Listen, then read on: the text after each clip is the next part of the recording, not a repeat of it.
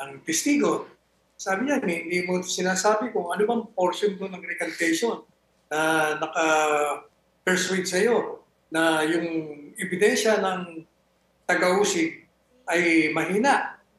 Kaya mo ina-absuelto. Masyadong malabo. Isa pa, alam mo, sa akin from the very beginning kasi, nang lumabas ang desisyon na yan, pinulaan ko na at pinuna ko na ang hukuman. Katunayan, ako ang nagmungkahi sa gobyerno noon na mag-file kayo mag-apila kayo sa Korte Suprema dahil kahit na sinasabi na may double jeopardy, may mga exceptions to the rule. At kaya itong ginawa niyo na rito, alam mo, hindi ba sinasabi ng hukuman na ang dahilan ng acquittal ay dahil bumaliktad yung testigo, si Ragos. Yun lang ang kanyang naging basis eh. Pero alam po ninyo, yung recantation ng testimonya, yun hindi pinapakinggan, hindi binibigyan ng pagpapahalaga ng hukuman yun. Sapagkat napakadaling gawin yun eh.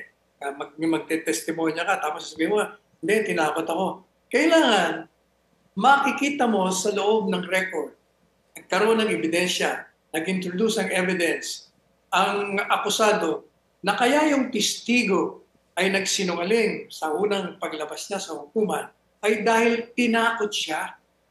There's threat or intimidation. Kaya napilitan siya.